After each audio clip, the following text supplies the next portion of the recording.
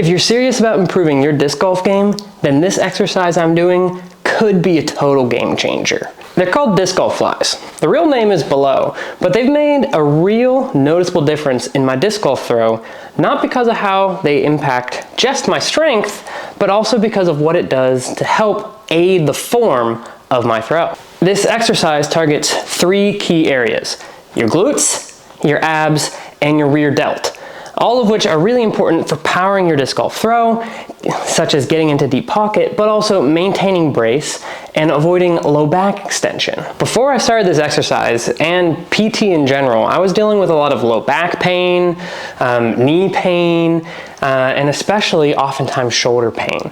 And form can only do so much when you have really weak muscles. And that's what I tell a lot of my clients, is that form work can help, but you really got to do the work when it comes down to building your body for this throw. Now, this is just one exercise of many I've been doing at PT, but my PT developed this one specifically for me because of the muscles that we're using in the disc golf throw and because of my particular weaknesses, which I've seen in a lot of my clients, and so you'll probably have the same issues, especially if you work at a desk job, which is weak shoulders, weak glutes, and weak abs. If you're super weak in some areas, good form isn't going to overcome that. In fact, you're probably going to have bad form because of it. Now, there's 3 different ways that you can do this exercise. The easiest switch is with band in your right hand, put your left leg slightly in front and your right leg slightly behind.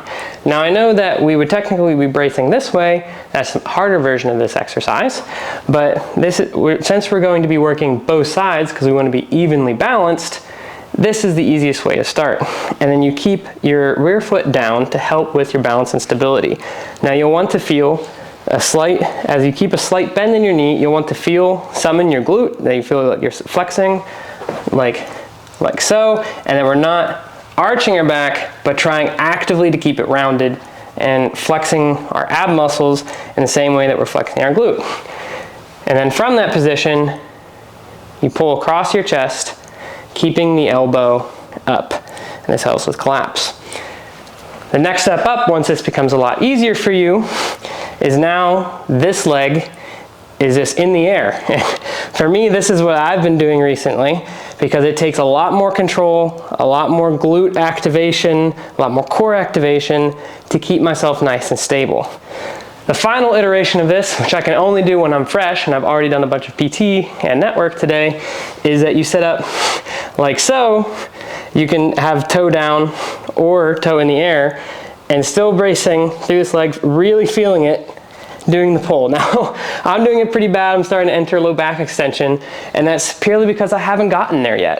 And so wherever you're at in that exercise, take joy in being there and working and building, and you're going to build muscle, you're going to build strength, and that's going to equate to hopefully faster speeds. But what I've seen the most benefit in, aside from my speed, is that I'm way less fatigued after playing around a disc golf. I really do hope you'll incorporate this into your training and not just focus fully on form work, but of really focusing on the muscles that aid and abet that form, and hopefully reduce your pain, increase your stamina, and increase your speed.